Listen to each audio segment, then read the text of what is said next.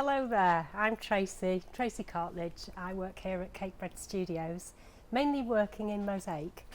Recently I was very inspired by looking closely at a Hans Tisdall mosaic. This image that I'm showing you first here shows the mosaic, or parts of it, in its original location in the Faraday Building at Alchemist. This building has now been demolished. The mosaic is currently sitting on frames here in the yard behind the Faraday extension, waiting for a new location. It couldn't be incorporated in the new building that replaced the original one is because there is asbestos in the panels that it's built onto. So the pictures I took here show some of the details and the exuberance of the colour, and I just imagine Hans Tisdall making this and the dynamism of it, because he creates these surfaces that are just full of texture and colour and passion. So here's my go at doing one. I did, having come back from that visit to see that, I did make this in a sort of moment of excitement, just to kind of capture that energy and feeling that I'd witnessed. So now I'm going to show you how I did that. So I don't have asbestos containing cement here. I have an ordinary offcut of cement board, and what I've done over here is just roughly lay out a few pieces of colour to show the sort of overall pattern that I'm going to go for, but I want to do it very directly and without too much fuss. So I've got a bucket here with a bit of water in, some cement tile adhesive that has a black cement colour added to it, a pigment, and the two need to be mixed together. So let's just see. Yeah, it takes a lot of powder to water.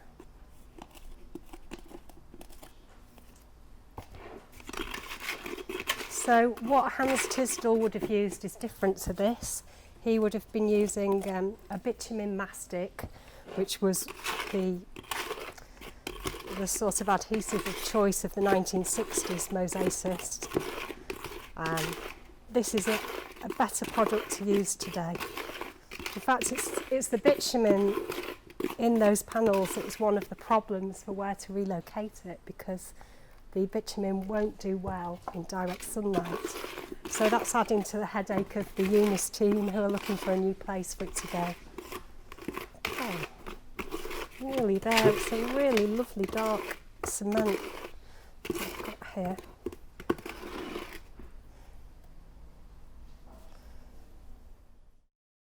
Okay, so I've just finished troweling this lovely dark black cement adhesive all over my cement board, and now I'm just going to very roughly decide that I'm going to have a kind of circular element around about there. That's just a slight guide, and a sort of triangle here, sweeping line across that way, sweeping line across that way, and then that's just going to guide me now into different colour areas. And because I've got lots of things set out here, I'll start by just trying to get this circle reasonably nice. I think what I've got to bear in mind whilst I'm doing this is that Hans Tisdall did just create lots of texture by having really very uneven pieces and different thicknesses of tile. Some of these are ceramic, some of these are glass.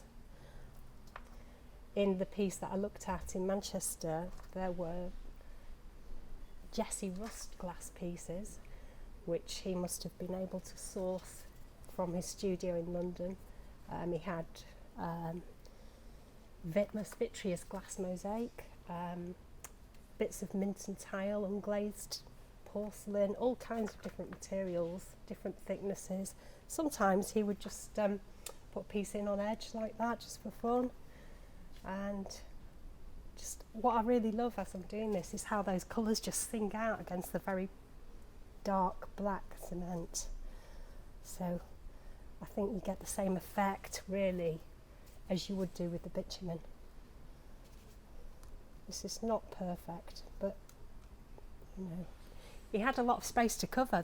Those panels that Hans Tisdall did, approximately 3 metres square, so he couldn't be too fiddly. He had a lot to get done.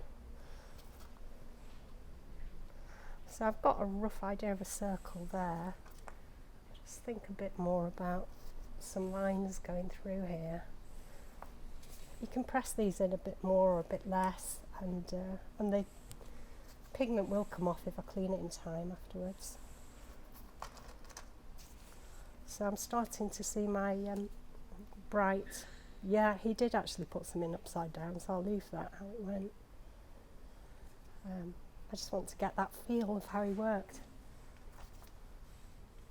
The piece that he did is all about chemistry, and the Alchemist Elements is the title.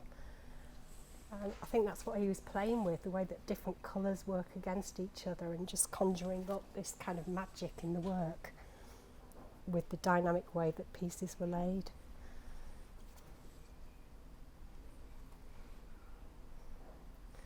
Fast and Furious.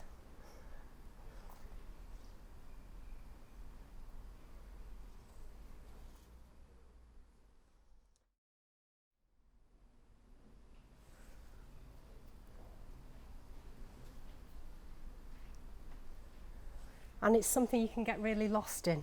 The more that you do it, the more of a kind of alpha state you find yourself in, where you're just lost in the colour and the experience of what you're doing.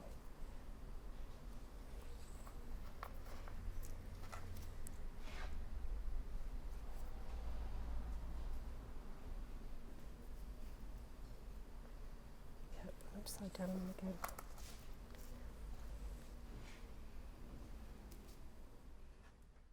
Okay, so as you can see, I've got quite a few more pieces in here now. I've got the very distinct lighter bright green area at the top with the circle motif, and then this kind of wedge curve shape of darker green.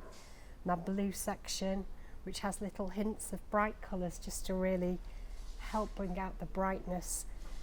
I have this piece that I made earlier, which has, for me, it's got lots of energy in it for reference, so I keep looking back at that. I keep thinking about Hans Tisdall and his method that I imagine, and I'm just really having fun seeing how things work, and just continually picking pieces up and placing them somewhere, which I'll carry on doing until I reach the end.